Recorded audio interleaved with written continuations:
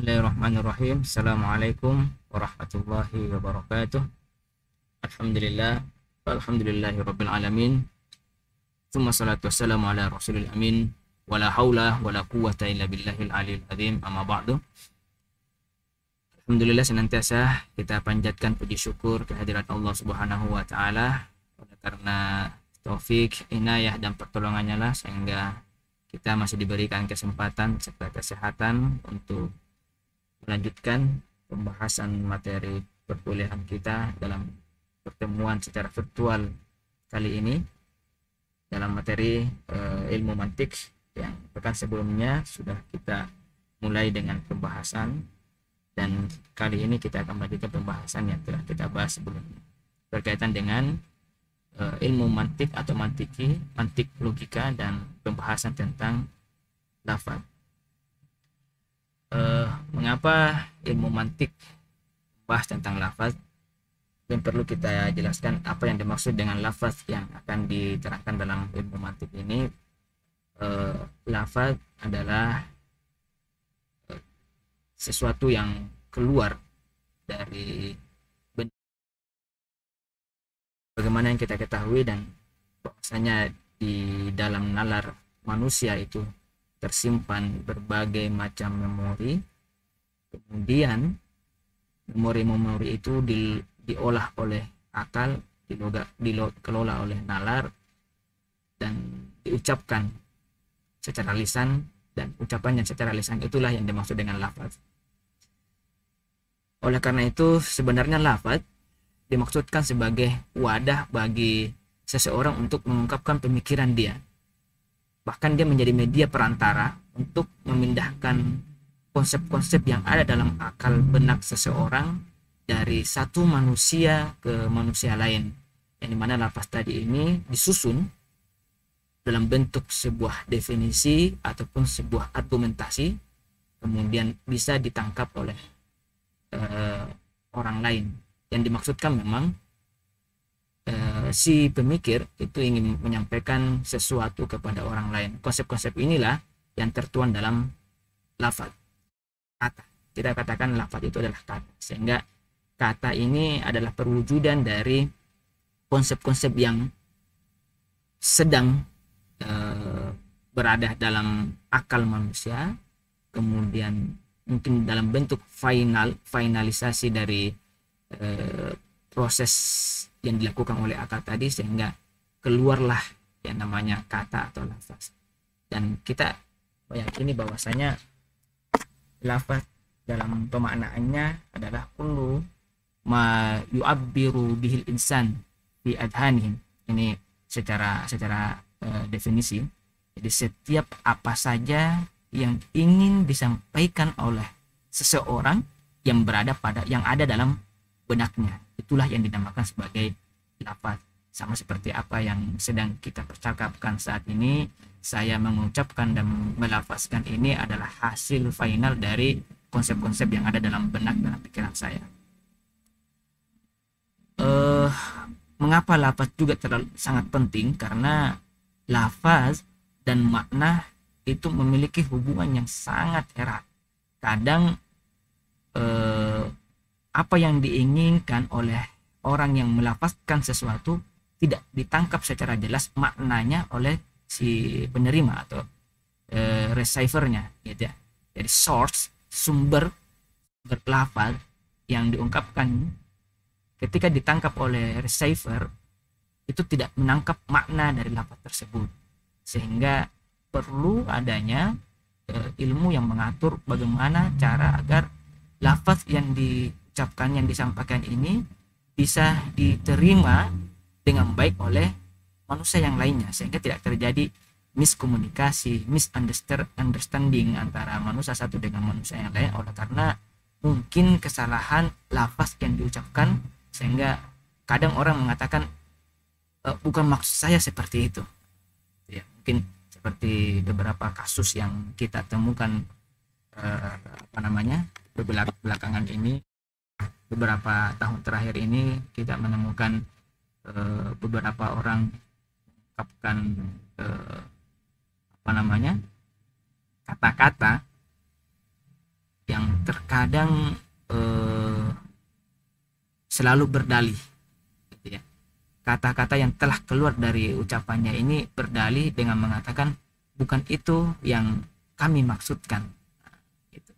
Oleh karena pemilihan lafaz yang dipilihkan itu tidak mantiki atau tidak logik atau memang tidak dinalar secara mendalam dalam pemilihan lafaz yang diinginkan, sehingga kesalahan-kesalahan penangkapan dari orang memang berbeda. Pemahaman orang terhadap lafaz pun itu juga berbeda antara satu dengan yang lainnya, seperti itu. Sehingga lafaz ini menjadi pokok yang sangat penting dalam pembahasan logik atau logika. Baik, selanjutnya dalam tata bahasa ini, lafaz ini ada perspektif tata bahasa, juga ada lafaz dalam perspektif ilmu mantik. Kalau misalnya lafaz dalam perspektif ilmu bahasa, kita kenal dengan ilmu nahwu dan ilmu sharaf, ilmu balaghah, dan tata bahasa yang lainnya, mengatur tentang kaidah-kaidah yang berkaitan dengan lafaz, mansub, majrur, majzum, gitu ya. Kemudian dalam ilmu sharaf kita kenal dengan perubahan dan wazan kata, huruf-huruf tambahan dalam kata, tasrif, itu kita kenal dalam hukum tata bahasa, lafaz. Objek kajiannya pun juga adalah lafaz. Nah, sedangkan yang berkaitan dengan pemaknaan, baik itu pemaknaan hakiki dan majazi, lafaz ini menjadi objek kajian dalam ilmu mantik. Atau hukum-hukum yang berkaitan dengan pemaknaan bahasa, makna yang hakiki atau makna yang majazi, inilah pembahasan dan objek kajian lafaz dalam ilmu mantik, seperti itu. Dan pemaknaan yang tadi ini mungkin kita kenal dalam ilmu balaghah, ya, ilmu balaghah, ilmu ma'ani. Kita mempelajari pembahasan tentang makna lafaz, makna hakiki, dan makna lafaz, makna al-majazi atau kiasan. Baik, selanjutnya sebelum kita melangkah lebih dalam terkait dengan lafaz, dalam lafaz sendiri kita mengenal istilah dilalah, ya. Dilalah yang dimasukkan ini adalah kondisi di mana ketika akal manusia menangkap sebuah fenomena di sekelilingnya, gitu ya.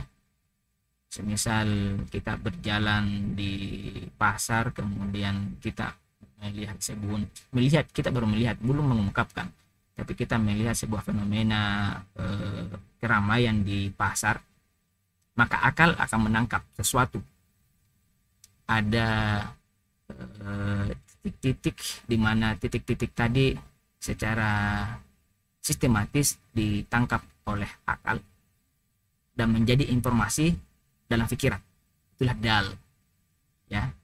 Nah, apabila pemikiran yang fenomena yang ditangkap oleh akal ini dalam pikiran kita ingin sampaikan kepada orang lain, otomatis kita akan mengungkapkannya kepada orang lain ini melalui lafaz, dan orang lain yang disampaikan terhadap apa yang kita inginkan ini, itu yang dimaksud dengan madlul. Penyampaiannya itu adalah lafaz, dan lafaz yang dipakai pun mungkin antara orang dengan yang lainnya akan beragam. Dengan misalnya satu ingin memakai lafaz yang sarih, yang hakiki, dengan mengatakan, saya melihat keramaian di pasar. Tapi mungkin dengan lafaz yang majazi, dia akan mengatakan, saya melihat kerumunan, atau saya melihat tumpukan-tumpukan orang di pasar. Atau mungkin dengan kiasan yang lainnya, dengan mengatakan misalnya, ya, ketika kita ingin menggambarkan ini yang lebih yang lebih familiar di antara kita ingin menggambarkan kecantikan seseorang, mungkin ada yang mengungkapkan kepada orang lain, si anu sangat cantik, ya. tapi ada yang ingin menyampaikan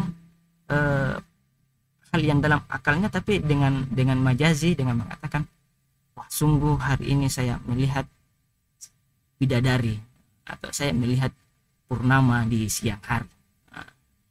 Kata purnama di siang hari atau bidadari tadi ini mungkin adalah sebuah kiasan gitu. Atau mungkin ada juga yang misalnya kata kiasan ya, saya ingin mencontohkan kata kiasan misalnya mengkiaskan keberanian dengan singa gitu ya. Engkau bagaikan singa di padang pasir, dengan menggambarkan akan keberanian.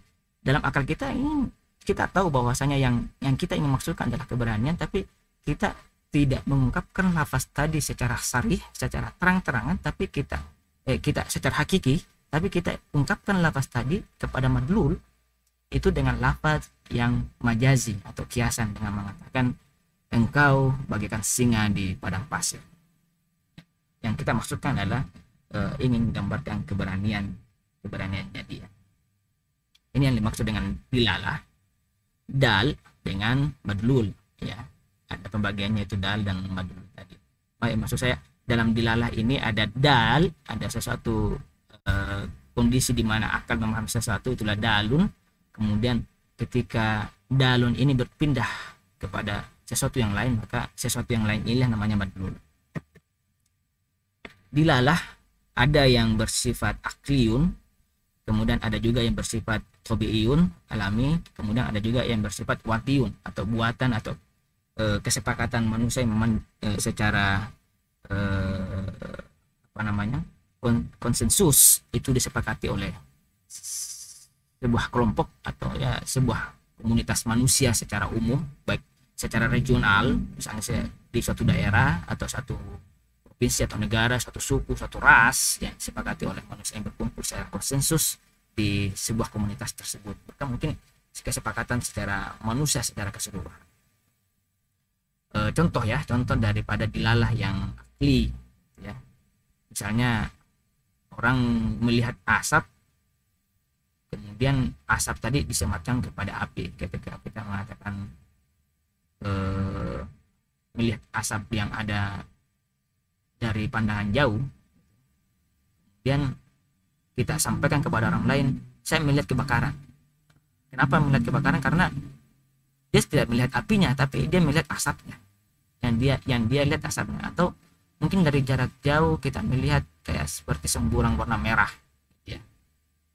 Semburang warna merah ini kita sematkan secara rasional bahwasanya wah itu kebakaran, itu api. Kemudian kita sampaikan kepada orang lain dengan mengatakan, wah ada kebakaran di sana. Kenapa tahu? Tuh ada warna merah. Kemudian tabi'i ini ya secara alamiah yang dalam hal ciptaan ciptaan ilahi, kita katakan bahwasanya ini dalam teori kedokteran ya, pemegang tubuh manusia, kemudian ternyata kita rasakan panas, tapi panas ini tidak kita bilang wah badanmu panas, tapi kita katakan wah badanmu demam.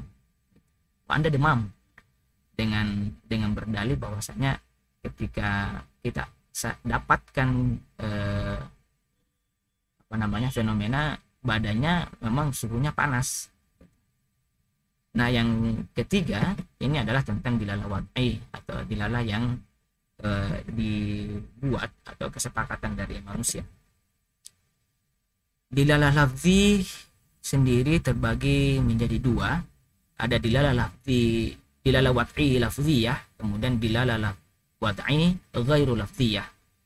Sekali lagi, jadi dilalah wad'i terbagi menjadi dua, dilalah wad'i lafziyah dan dilalah wad'i ghairu lafziyah. Yang ghairu lafziyah kita terangkan di sini dulu, nanti selanjutnya sebenarnya dilalah lafzi nanti ada penjelasan terperinci di bawahnya, nanti kita ungkapkan ini. Yang dimaksud dengan ghairu lafziyah adalah petunjuk fenomen di sekitar yang bentuknya bukan lafaz tapi dengan simbol ya, rambu-rambu, semisal rambu lalu lintas yang tanda panah ke kanan itu kan bukan lafaz itu ya, itu kan rambu, tapi ketika kita melihat itu kita langsung bilang belok kanan, atau rambu yang tulisan jembatan, kita belum melihat jembatannya, tapi ada rambu yang tuliskan jembatan, gambar jembatan. Kemudian dari itu kita tangkap, wah sebentar lagi ada jembatan, itu rambu. Ada juga yang bentuknya sandi atau simbol-simbol seperti mungkin yang bagian kepramukaan pernah mengenal dengan sandi-sandi rumput, sandi apa suara gitu ya, atau semapor yang bendera, itu tidak ada lafaznya, bukan lafzi ya, kata dia adalah ghairul lafzi gitu, tapi sedang berbicara atau sedang menyampaikan sesuatu ya, dia punya apa namanya, kata-kata dalam akalnya gitu, yang ingin dia sampaikan, namun dia ingin sembunyikan itu, dan dia ingin sampaikan kepada orang lain ya, tapi dalam lingkup orang yang sudah paham dengan sandi-sandi tersebut, yang sudah disepakati oleh beberapa secara konsensus oleh beberapa komunitas. Yang paham semapur hanya orang-orang pramuka gitu, yang paham rambu-rambu ya yang belajar tentang rambu-rambu tadi gitu. Dan rambu-rambu ini mungkin berbeda-beda ya, antara rambu-rambu yang ada di Indonesia, yang ada di Malaysia, yang ada di Amerika, di benua Amerika dan sebagainya. Dan pemahaman tentang rambu ini berbeda-beda di setiap regional. Dan ini namanya wat'i, artinya kesepakatan bersama, dan dibuat lafaznya, bukan lafaz ya, dari simbol-simbolnya itu dibuat dalam sebuah komunitas. Nah, bagaimana dengan dilalah wat'i lafziyah?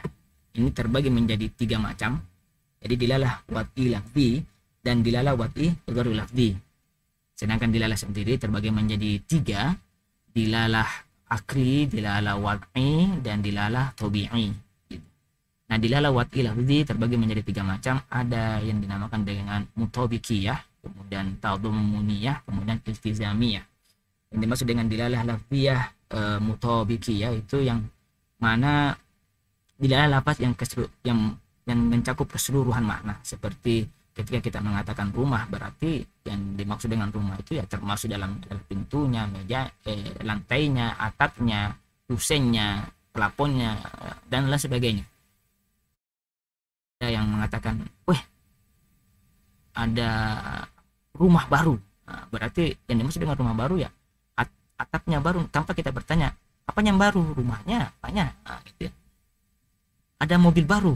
Nah, berarti mobil baru itu ya tidak kita bilang spionnya apa cuma kacanya atau cuma ini, tidak, semuanya. Kecuali kalau misalnya kita katakan B, ada ban baru. Nah, ban baru berarti cuma banyak saja yang baru, mungkin mobilnya tidak baru. B, atapnya baru. Atapnya baru berarti atapnya saja, tapi mungkin rumahnya ada rumah lama. Tapi ketika kita mengatakan kata rumah, maka dia mencakup keseluruhan makna daripada rumah tadi, bagian-bagian yang ada dalam rumah. Ini namanya dilalah lafzi wat'i mutabikiyah ya. Dan ini adalah kesepakatan kita bersama bahwasanya ketika orang mengatakan rumah ya semua bagian-bagian dalam rumah tadi, baik atapnya, baik plafonnya, baik pintunya dan lain sebagainya. Kemudian yang kedua yang ada yang dinamakan tadammuniyah. Tadammuniyah itu adalah dilalah lafaz yang pemaknanya untuk sebagian saja. Semisal ketika kita mengatakan buku itu tertuju kepada jilidannya, misal ada perintah gitu ya, ada perintah coba ini dibukukan. Nah, ini dibukukan berarti ini dijilid. Wah, saya melihat buku. Bukunya berarti jilidan bukunya gitu. Tidak masuk mungkin ke dalam menulisnya atau mencetaknya, belum. Tapi yang dimaksud dengan membukukan ini adalah menjilid, mengumpulkan jadi dalam satu bentuk jilidan. Itu yang dimaksud dengan buku. Kemudian yang terakhir adalah iltizamiyah, yang mana maknanya sudah lazim, artinya sudah dilazimkan, dipahami oleh kebanyakan manusia gitu ya. Contoh ketika orang mengatakan, wah sungguh hujan yang banyak, yang berarti rezeki yang banyak. atau kita katakan apa namanya, nama apa singa di padang pasir ya, bagaikan singa di padang pasir gitu. Itu secara kelaziman mungkin kita sudah memaknai bahwasanya singa di padang pasir itu maknanya dan keberanian. Nah ini dia secara sistematis ya, dilalah terbagi menjadi tiga, ada akli, tabi'i, kemudian wad'i. Kemudian wad'i terbagi menjadi dua, ada lafzi dan ghairi lafzi. Kemudian ghairi lafzi terbagi menjadi tiga, ada mutabiqiyah, tadammuniyah, kemudian iltizamiyah. Mengapa ilmu mantik konsen dalam pembahasan lafaz tadi? Memang untuk mengantisipasi kesalahan yang kadang terjadi pada aspek ini, hubungan antara lafaz dengan makna, kemudian dalam proses berpikir seseorang. Dan memang dalam ilmu mantik hanya membahas tentang dilalah wad'i lafziyah saja yang menjadi tema konsentrasi dalam pembahasan ilmu mantik. Jadi apa yang dimaksud dengan dilalah tabi'i dan dilalah akli itu tidak terlalu dibahas secara konsen oleh ilmu mantik, tapi dilalah wad'i lafziyah yang terbagi menjadi tiga tadi, tadammuniyah, kemudian iltizamiyah, dan mutabiqiyah, inilah menjadi tema konsentrasi dalam ilmu mantik. Nanti akan pembelajaran dalam mantik, tasawur, mantik tasawur dan mantik tasdik. Kemudian dalam rangka menjelaskan metode yang benar dalam penggunaan dilalah lafzi, para ahli mantik merumuskan dua kesimpulan ini tentang dilalah wad'i, lafzi, yang pembagiannya ada tiga tadi. Ada dua kesimpulan. Pertama, menggunakan dilalah mutabiqiyah dan tadammuniyah dalam dialog dan risalah ilmiah dengan tujuan menyampaikan definisi dan argumentasi yang benar. Jadi dua tadi, dilalah mutabiqiyah dan tadammuniyah yang dipakai. Adapun dilalah iltizamiyah, meskipun benar sih kita pakai, tapi dihindari dalam melakukan definisi karena takut akan rancu pemaknaannya dan salah diartikan oleh orang lain. Misalnya ketika Anda ingin mendefinisikan tentang baju dengan dilalah mutabiqiyah tadammuniyah, harus pemaknaan yang makna yang menyeluruh atau makna yang sebagian, jangan makna yang masih samar-samar, yaitu iltizamiyah tadi ini dengan mengatakan baju adalah kumpulan sesuatu yang menawan atau sesuatu yang mungkin belum bisa ditangkap secara tabiqah dan tadammuniyah. Kita katakan baju adalah ketika kita definisikan baju ya, apa yang dimaksud dengan baju? Baju adalah pakaian yang dikenakan di bagian atas.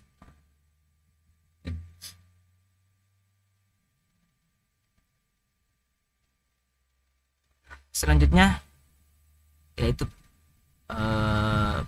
pembagian lafaz ya. Pembagian lafaz mungkin agak lebih spesifik ya. Ini ada dua pembagian. Yang pertama, lafaz yang tidak memiliki makna mukhtas atau makna yang satu. Jadi ada lafaz yang satu kata tapi memiliki banyak arti ya. Satu kata yang memiliki banyak arti. Contoh dalam bahasa Arab itu ketika orang mengatakan syatun, bukan ya, syatun itu bisa berarti kambing, bisa juga berarti domba. Nah, antara kambing dan domba ini sesuatu yang mungkin dibedakan, ada spesifik tersendiri antara kambing dan domba. Meskipun syatun sendiri pun juga bisa diartikan sebagai gonamun gitu ya, kambing atau gonamun. Atau kata yang lain, satu kata yang memiliki banyak arti. Semisal Anda mengatakan arbun, bumi, Bumi itu ada yang diartikan sebagai bumi yang kita pijaki, sekarang kita berdiri di atasnya, atau ketika kita dari luar angkasa, bumi yang bulat, bumi yang bulat beserta lautannya, beserta langitnya. Tapi kadang juga diartikan bumi itu ya tanah, tidak sebagai tanah. Jadi ada dua makna dalam dalam kata bumi. Bumi yang kita pijaki, juga bumi yang mencakup secara arti keseluruhan, yaitu bumi yang bulat dengan pulau-pulaunya, dengan lautannya, dengan langit. Kemudian ada lafaz yang memiliki makna mukhtas, makna yang satu. Ya, contoh ketika kita bilang pena atau pulpen, ya pulpen gitu. Ya udah itu pulpen, seperti itu pulpen, gambarannya pulpen. Ketika bilang orang pulpen, pulpen. Ketika kita bilang air, ya air ya itu satu. Air hanya itu yang semua tergambar dalam pikiran kita. Ketika saya bilang air, yang tergambar di pikiran kita adalah air. Berbeda semisal ya, ini secara garis besar, contoh di daerah satu sama daerah lain itu beda pemaknaannya ya. Misalnya orang Aceh itu mengatakan kereta. Di gambaran orang Aceh, kereta itu adalah motor, tapi di gambaran kita kereta itu ya kereta yang ya, bukan motor yang kita masuk ke dalam gambaran kita, sehingga pemikiran lafaz kereta antara orang kita, misalnya orang Sulawesi dengan orang Aceh, pasti akan tidak bertemu. Kenapa? Karena kereta tadi ini bukan makna yang mukhtas, dia di atas memiliki makna yang beragam, memiliki makna yang beragam antara satu dengan yang lainnya, sehingga untuk menyampaikan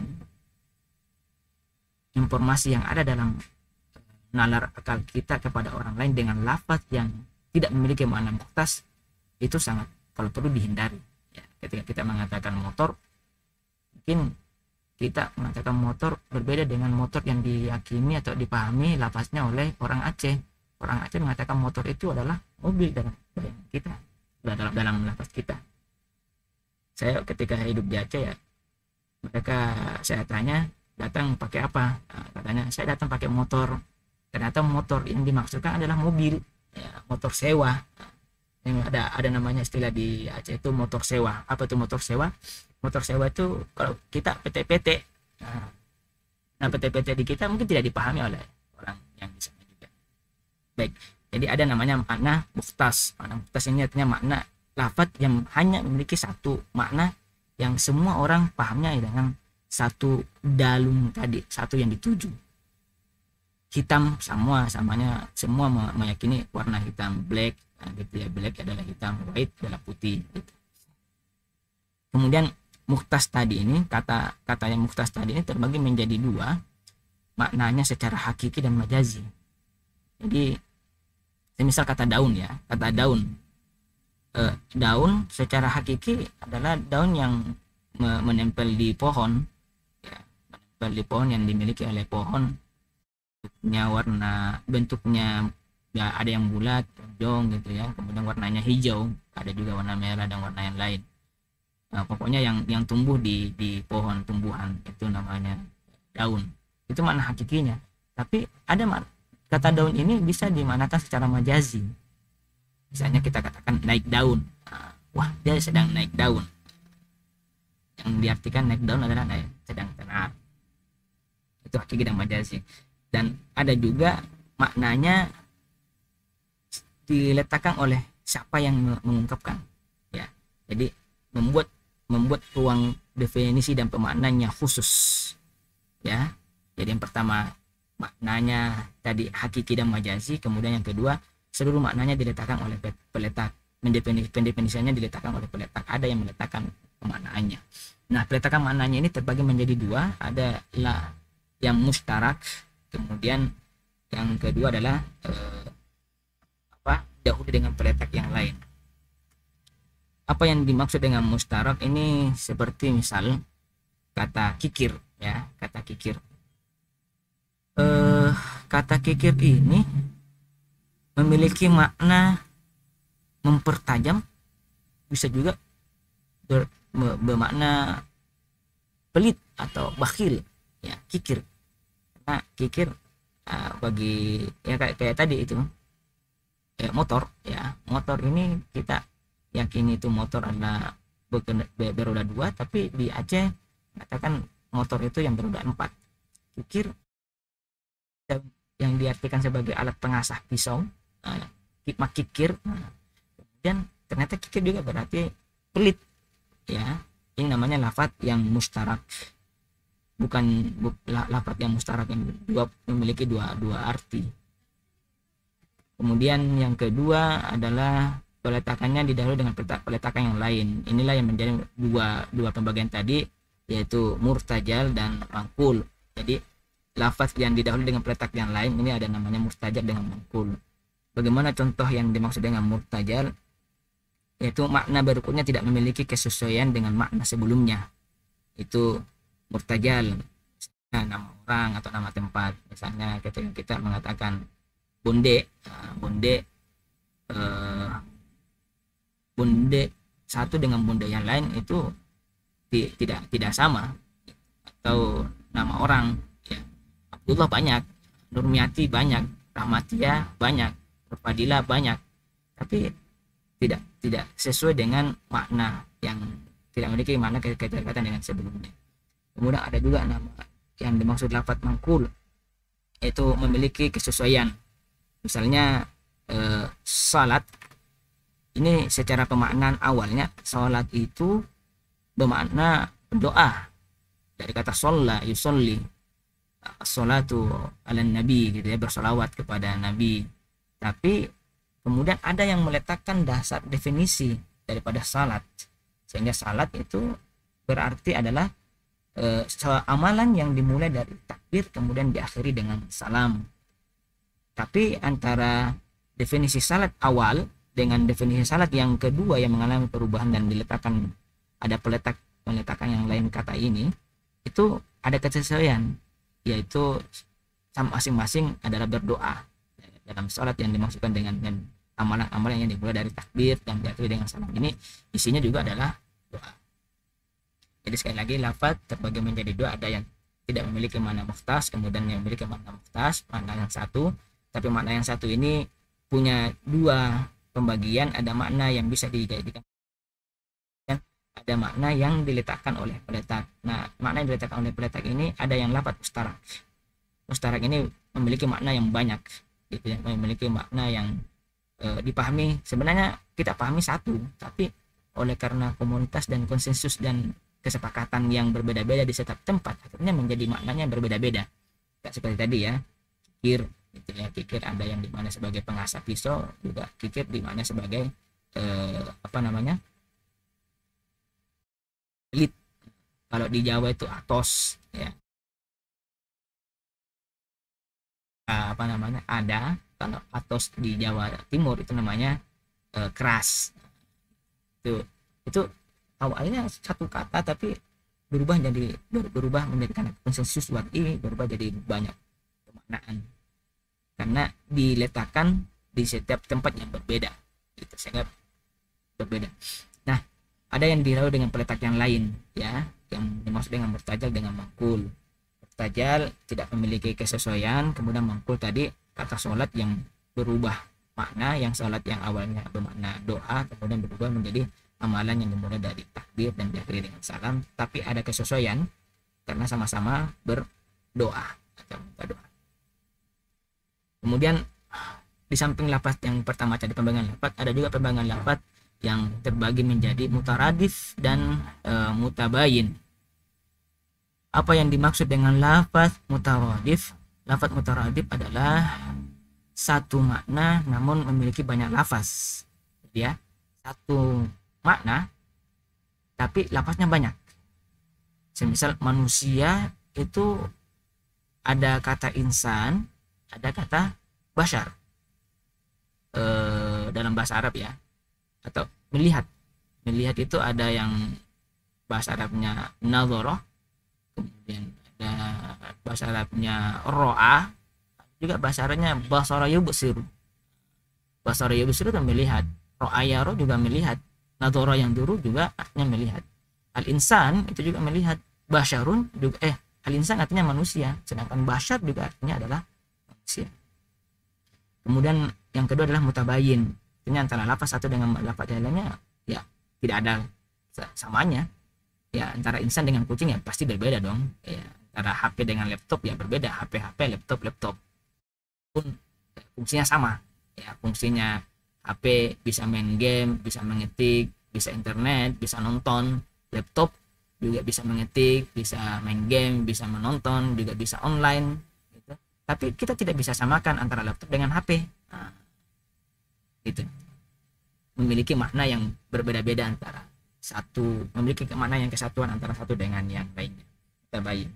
Mengapa ilmu mantik membagi menjadi lafaz mutaradif dan mutabayin agar kita bisa mengetahui bahwasanya dalam melakukan definisi atau berargumentasi itu tidak dibenarkan untuk menggunakan lafaz yang mutaradif atau lafaz yang memiliki kesamaan makna, karena akan menimbulkan kerancuan dan kesalahan pemaknaan, bahkan tidak bisa ditangkap maknanya.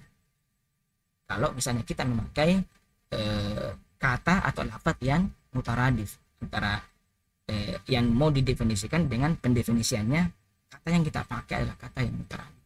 Apalagi bukan hanya kata yang mutaradif, kata yang didefinisikan sama yang mendefinisikan ini sama katanya, sama lafaznya.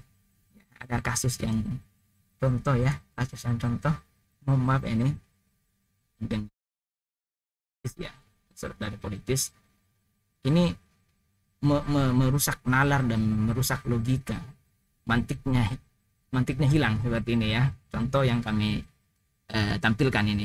Jadi di undang-undang yang lagi viral, undang-undang cilaka katanya, undang-undang cipta lapangan kerja atau UU Ciptaker, Omnibus Law, ini ada pendefinisian minyak dan gas bumi. Minyak dan gas bumi adalah minyak bumi dan gas bumi. Ini apa maksudnya? Lafaznya sama antara yang mendefinisikan dan yang mau didefinisikan. Lafaz yang dipakai bukan lagi lafaz mutaradif, bukan lagi lafaz mutaradif, tapi sudah lafaz yang sama. Minyak dan gas bumi adalah minyak bumi dan gas bumi. Apa yang mau diambil dari pendefinisian ini? Tidak ada konsep. Nah, bagaimana kalau misalnya kita memakai lafaz yang mutabayin? Contoh yang akan jelaskan yang selanjutnya itu pengetahuan tentang nau sama jinsun ya. Misalnya ketika Al-Ghazali mendefinisikan apa itu manusia, mahwal insan, dia tidak memakai al-insan huwa basyarun. Wah, ini salah maknanya ini.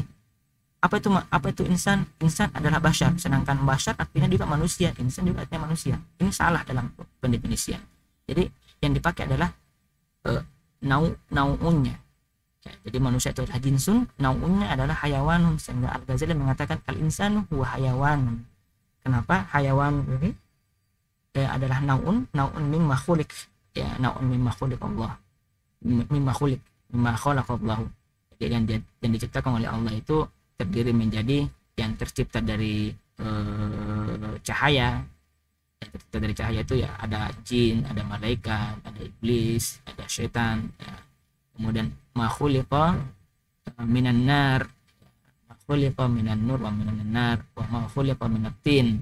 Ma khuliqa minat tin ini diantaranya ad-dawab, hewan melata di muka bumi. Nah, hewan yang melata di muka bumi inilah menjadi naun. Nah, naun di bawahnya ada jinsun. Hewan yang melata ada hewan ada hewan yang berakal dan berbicara, dan hewan yang tidak bisa berakal dan berbicara. Saya mengatakan al-insan huwa hayawanun natik. Manusia itu adalah hewan yang berpikir, hewan yang berbicara. Antara manusia dengan hewan, manusia adalah jinsun, hewan adalah naun. Dan antara hewan dengan manusia ini bukan mutaradif, ya, tidak boleh disamakan antara hewan dengan manusia. Hewan adalah secara umum memiliki banyak arti, sedangkan manusia itu lebih spesifik. Siapa itu yang berakal dan bisa berbicara. Baik, mungkin demikian pembahasan kita kali ini. Kurang lebihnya mohon dimaafkan. eh, mungkin akan kita lanjutkan di pertemuan selanjutnya. Nanti selanjutnya untuk sebagai dasar absensi kita, teman-teman diharapkan untuk mengerjakan tugas yang ada. Kemudian adapun tugas yang pekan sebelumnya yang belum dikerjakan atau teman terlambat mengerjakan, silakan dikerjakan, dituntaskan saja, tidak ada masalah. Nanti sebagai catatan saja bagi kami, ternyata ada, ya pastinya berbeda ya antara yang mengerjakan on time secara tepat waktu dengan orang yang mengerjakan secara terlambat. Pasti ada apa namanya catatan bagi kami. Kalaupun cuma 1 kali 2 kali terlambat, oke, mungkin tidak terlalu dipermasalahkan. Tapi kalau misalnya setiap kali pertemuan terlambat akan menjadi catatan besar juga bagi kami. Baik, mungkin cukup sekian bagi kami. Selanjutnya mungkin teman-teman untuk pemahaman lebih lanjut bisa membaca buku, cari buku referensi, ataupun kalau misalnya ingin mengajukan pertanyaan, silakan mengajukan pertanyaan di kolom komentar di kita diskusikan bersama-sama. Demikian kita tutup dengan bersama membaca hamdalah alhamdulillahirabbil alamin. Wallahu muwaffiq ila aqwamit thoriq. Assalamualaikum warahmatullahi wabarakatuh.